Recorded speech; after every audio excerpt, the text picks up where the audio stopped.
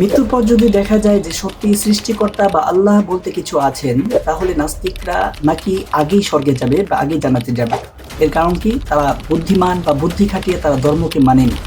চলুন আমরা নাস্তিক ইমরান বিন বশিরের বক্তব্যটি শুনে আসি। এখন সাত কথা জানিয়ে দিচ্ছি, যদি কোনো সৃষ্টিকর্তা থেকেই থাকে তবে মরার পর সর্বপ্রথম জান্নাত বা স্বর্গে যাবে নাস্তিকরা। এই কথাটা একটু বুঝিয়ে বলি, কেন নাস্তিকরা জান্নাতে যাবে? কারণ নাস্তিকরা বিবেক বুদ্ধি খাটায়, তারা সত্য মিথ্যা যাচাই বাছাই করে, তারা যুক্তিতে না টিকলে সেটা অন্ধবিশ্বাস করে না। আর ধার্মিকরা না জেনে না বুঝে যাচাই বাছাই না করে যা শুনে তাই অন্ধভাবে বিশ্বাস করে। একটু চিন্তা করুন তো, একজন বিজ্ঞানী সারা জীবন গবেষণা করে বললেন যে এই মহাবিশ্ব একা একাই তৈরি হয়েছে। আরেকজন বিজ্ঞানী বললেন যে এই নিখুঁত নকশা কোনো বুদ্ধিমান সত্তা ছাড়া সম্ভব নয়। তাহলে এখানে দুজনেই তো বুদ্ধি খাটিয়ে কথা বলেছেন। আপনি একজনকে বুদ্ধিমান, অন্যজনকে অন্ধবিশ্বাসী বলবেন? এই কথা বলা কি ঠিক হবে? আর একটু সুন্দর করে বোঝাই। মনে করুন আপনি একটি বিশাল অত্যাধুনিক ভবনে ঢুকলেন।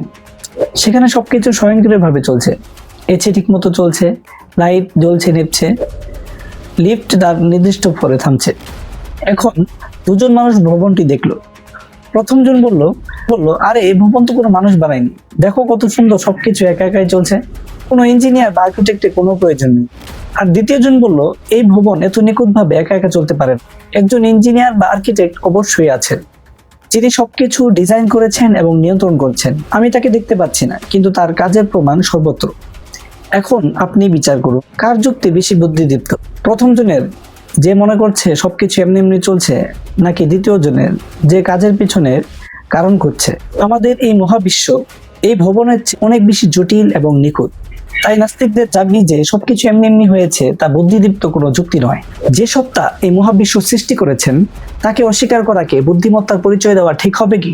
ধর্মবিশ্বাস কেবল পূর্বপুরুষের অন্ধ অনুসরণ নয়, এটি সৃষ্টির পিছনে সৃষ্টিকর্তার অস্তিত্বকে অনুধাবন করা।